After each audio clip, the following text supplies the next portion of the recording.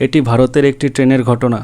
ট্রেনে ভ্রমণ করার সময় এই ব্যক্তিটি গোপনে তার সামনের সিটে বসে থাকা হিজাব পরা একজন মুসলিম মেয়ের ছবি তুলে নেয়।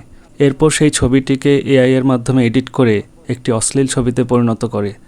এই বদমাইশ যখন এই কাজগুলো করছিল তখন সেটা আরেকজন যুবকের নজরে আসে। এরপর সেই যুবক ট্রেনের স্টাফকে ডেকে আনে এবং হাতে নাতে এই বদমাইশকে ধরে ফেলে। এরপর তার ফোন কেড়ে নিয়ে ফোন থেকে সেই এডিট করা অশ্লীল ছবিটি বের করে দেখায়।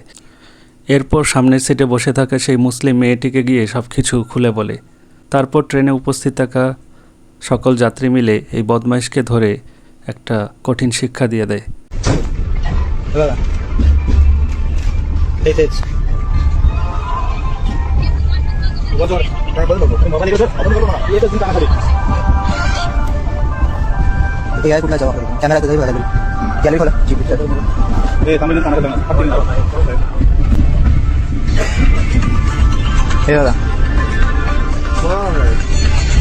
थांब थांब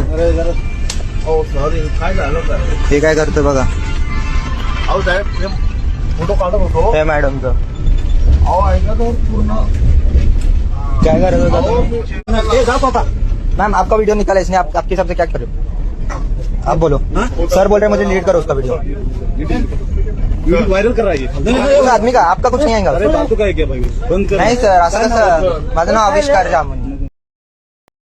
দর্শক, এই ভিডিওটা লক্ষ্য করুন। মুহূর্তের মধ্যে কি থেকে কি হয়ে গেল। আসলে মোটরসাইকেল নিয়ে যে ব্যক্তিটি যাচ্ছিলেন তিনি হয়তো কিছুক্ষণ আগে ভাবতেও পারেননি যে তার সঙ্গে এমন একটি ঘটনা ঘটতে চলেছে। তিনি তো ধীরে ধীরে নিরাপদে রাস্তার এক পাশ দিয়েই যাচ্ছিলেন। এখানে না ছিল তার কোনো দোষ, না ছিল কোনো ভুল, কিন্তু তারপরও তাকে এমন মারাত্মক একটি দুর্ঘটনার শিকার হতে হলো। আবার তার সঙ্গে একটি ছোট বাচ্চাও ছিল। এখানে আসলে দোষ কার?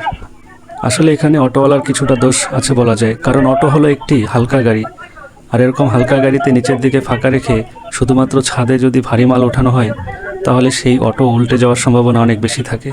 আর এখানে সে ঘটনাই ঘটেছে। কিন্তু এর পাশাপাশি এখানে আরেকজনকে দায়ী করতে হয়, আর তিনি হলেন সেখানকার জনগণের ভোটে নির্বাচিত জনপ্রতিনিধি বা নেতা।